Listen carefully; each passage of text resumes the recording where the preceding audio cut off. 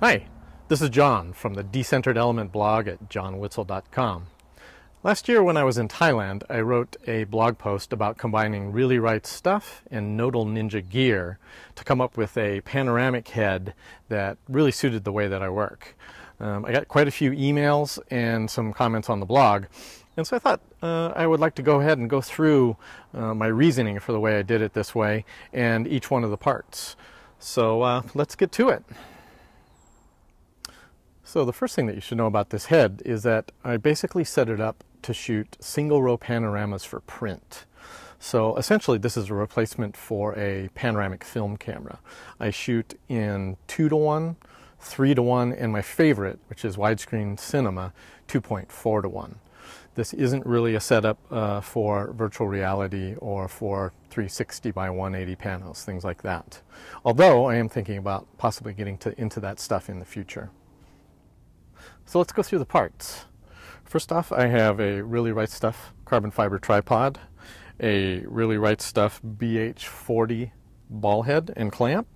I have a Really Right Stuff MPR 73 quick release plate with the 3/8/16 screw. I have a Nodal Ninja RD16 rotator. In between here, I have a Nodal Ninja 3/8/16 to 6mm thread adapter, which on top of that is screwed the Really Right Stuff PCL1 panning clamp.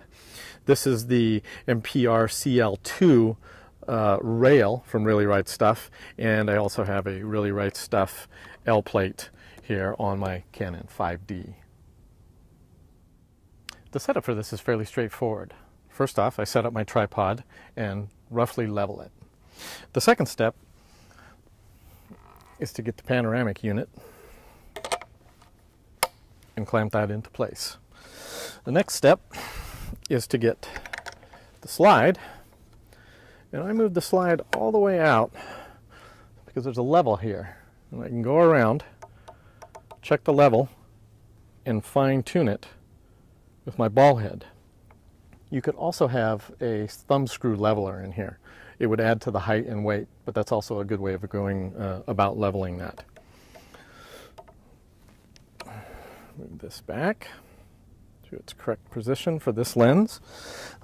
And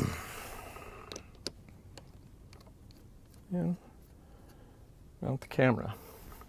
Pretty straightforward. Many people have asked me why I have a PCL1 panning clamp here instead of just a regular quick release clamp. But since I'm shooting single row and shooting for specific formats, the beginning and ending of the panorama are quite critical. So I have calculated out the number of frames per degree of, say, a 2:1 or 3:1 or a 2.4:1 panorama.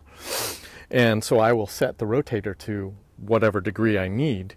Then I can go in with the panning clamp and do a very fine adjustment rotationally so that I can get the beginning of the panorama right where I want it, rotate around, double check to make sure that the ending is right where I want it.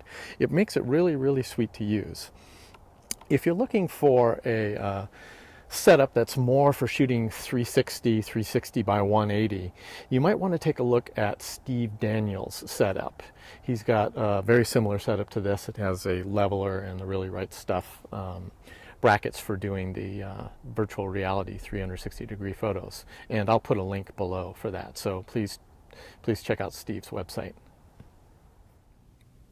Thanks a lot for looking, and if you would, please share this with your friends, share it on Facebook, and share it on Twitter. Thanks again. Bye-bye.